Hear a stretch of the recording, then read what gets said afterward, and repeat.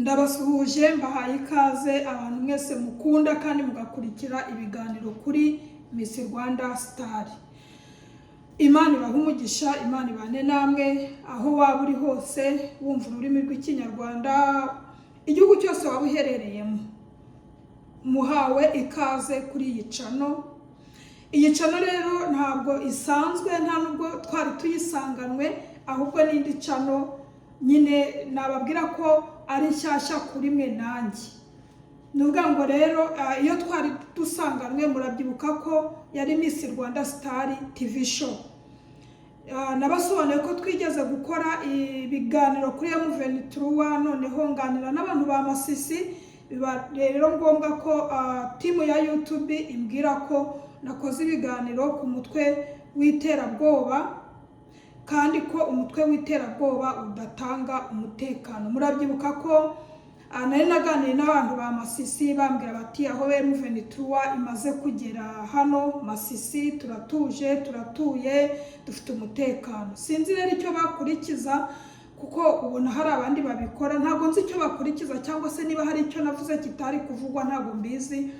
Rero YouTube yacu bayakamonitize, ubwo biba ngombwa ko nshaka gukereya indi channel nshyashya. Muzi ko nanayishyizeho ikiganiro kimwe yitwaga Miss Rwanda Wacu TV show, ariko kubera ibintu byinshi narimo mpuze ntari kubona n'umwanya wo kubijyamo sinayishyiraho ibiganiro, iriho ikiganiro kimwe cyonyine.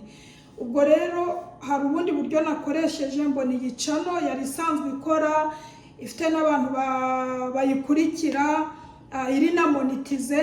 Ubwo rero bibaye ngombwa ko nanjye iyi channel nyine ibaye iyanjye, ibaye iyacu, ibaye iya twese. Ubwo niyo nanjye nkomerejeho.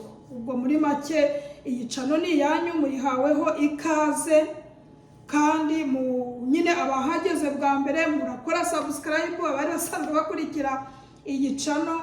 Ubwo namwe tubane umunsi ku munsi.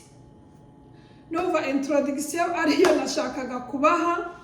Ikindi rero nuko tuzakomeza gushyiraho ibiganiro nkuko twari dusanzwe tubikora, ibiganiro mu ngo, mu mibereho ya buri munsi, abubatse, urubyiruko, kujya inama, kungurana ibitekerezo.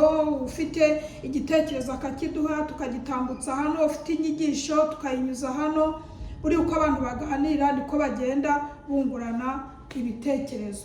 Amashusho ashobora kutaba meza neza, ariko wenda icy'ingenzi ni ibyo turi buze kuvuga. Ikiganiro ngikoreye mu nzu, hanze harashyushye, ndumva biragenda neza. Ubwo rero ikindi nashaka kubabwira ni uko tugiye kujya dukora ama episode ku kintu bita ni urugamba.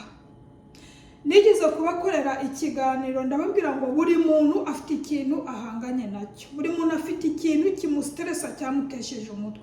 Haba mu rugo ushaka kugira ikibazo cyabo muvukana, ushaka kugira ikibazo cyabo muturanye, ushaka kugira ikibazo cyaho washakiye, ushaka kugira ikibazo mu rushako, ushobora kugira ikibazo muba mukorana. Usiko no mu kazi umuntu ashaka kugutesha umutwe neza, akazi ukagahagarika ukakavaho ukakareka kubera umukoresha wawe cyangwa umuntu mukorana mbese atakubaniye neza. Ibyo byose aba ari urugamba umuntu ahanganye narwo.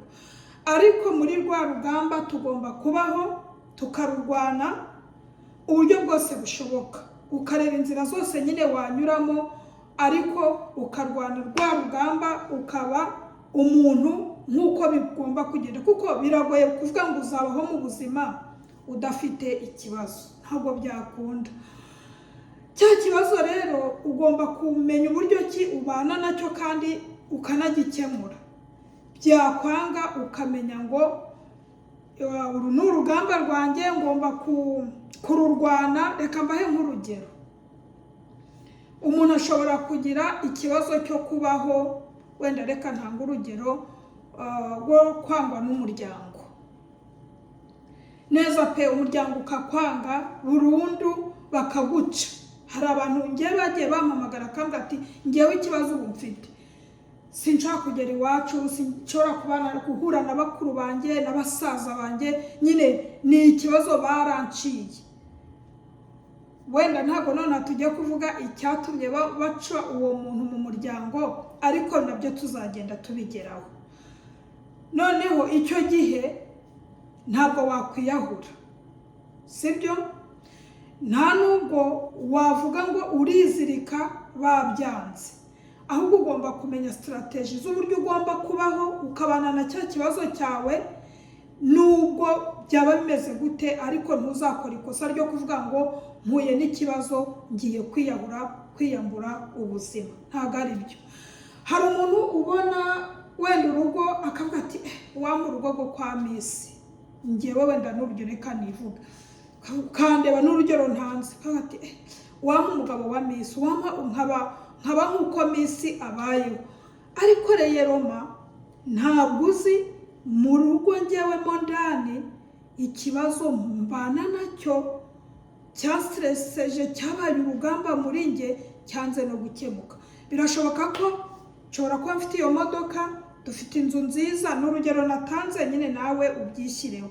Dufite inzu nziza, twarabyaye hungu na kobwa, nta kibazo. Umva, keya hanze rwose ziragaragara, ariko bikaba ngombwa kwenda ushobora kugera mu nzu aho abantu batareba, aho abantu batazi, n'abana batareba, muri mu cyumba, wenda ukumva nk'umugabo ateruye urujambo arakubwira ati dore uko kimeze, n'urugero dore uko gisa. Ubwo nawe urire ukagira ngo uri umuntu. Hari abantu benshi babwirwa ayo magambo. Ubwo n'uvuga ngo rero ni urugamba, urwo ni urugamba urwana narwo imbere mu rugo, mu cyumba, abantu bahanze batazi, na mama na papa n'umuryango n'abo mwiganye n'abo musengana batazi neza ko icyo kintu ubana nacyo. Urumva rero ushobora kwifuza rw'urugo rwa wa muntu, ariko ntumenye nawe ibikomere ahanganye nabyo imbere muri rwa rugo. Niyo mpamvu rero ibiganiro byinshi tugiye kujya dukora, tugiye kujya tubijyana mu ma episode, kuko ubivugiye rimwe hano ntabwo byahita birangira. Noneho tuvuge tuti ijambo rivuga ngo ni urugamba, ariko rwa rugamba ntabwo rukwemerera kwiyahura no gupfa umunsi wawe cyangwa Imana yakugeneye utaragera. Ibyo rero habaho kugira gute, kumenya ikibazo ufite, ukamenya uburyo bwo kugikemura, cyakwanga ukamenya uburyo ubana nacyo. Urundi rugero, none se umuntu uri mu kigeragezo, wenda afite ikigeragezo wenda cy'ubugumba, ntabwo wabyaye, ntabwo yigeze abona umwana, wenda arashatse imyaka 2, 3, 4, 5, 10 irageze atarabyara. Si urugamba? Ni urugamba. Ariko kuba udafite umwana cyangwa kuba utarabyaye ntabwo biguha uburenganzira bwo kwiyahura, nta nubwo biguha uburenganzira bwo kuvuga ngo ndapfuye ngiye mu muhanda imodoka zince hejuru. Oya, ubwo icyo gihe niba ari igeno ry'Imana ariko yabikoze, ubwo nuko ugomba kubyakira. Reka mbabwire impamvu. Uzi ko hari igihe Imana ishobora kukwima uwo mwana kuko izi neza ko umunsi azakura, wenda akagera mu myaka 15, 20, azagutera icyuma akakwica. None ugasanga Imana ihisemo kugira ute, kukwima uwo mwana ukabaho uko, kuko Imana nyine, Imana yo mu budasa bwayo iba ifite impamvu. Ariko twe nk'abantu kubera iki byagenze gutya, ariko Imana ikareba ikavuga ati uyu mwana nimushyira ku isi nkamuguha niwe uzakwica. None ukiba ukavuga kuki ntabyaye, buri munsi kuki ntabyaye. Ariko kubera ki ya Mana yabonye ko uzahura n'urugamba rwo kuzageza umwana ku isi, yarangiza akaba ari we unayigukuraho. Rero ntabwo uyu munsi turi bukore ikiganiro kirekire cyangwa kirambiranye. Icyo nshaka kubabwira ni uko dufite iyi channel, uzajya wandikaho Miss Rwanda Star, hanyuma ibiganiro dushyizeho mudufashe mukore share na subscribe, mutubwire muri komenti icyo twaganiraho cyangwa se icyo twavugaho, cyangwa se utubwire nawe igitekerezo wumva watugiramo inama. Abantu mwari munkumbuye, nanjye nari mbakumbuye pe. hari hashize igihe tudakora ikiganiro, abantu baranyandikira mu gikari, turagukumbuye, ntiduherutse kumva ijwi ryawe, urihe, bimeze bite, twarakuza, ariko ndahari kandi ndahari, murabibona ko mpari. Hanyuma rero mbabwire ngo ejo n'ejo bundi turi kumwe kuri iyi channel ya Miss Rwanda Star. Ni Miss Rwanda Star, ntabwo ari Miss Rwanda Star TV show yavuyeho. Tuzajya hano twandikaho Miss Rwanda Star. Uyu munsi biracyari Miss Rwanda, nta nubwo biteze bizavaho.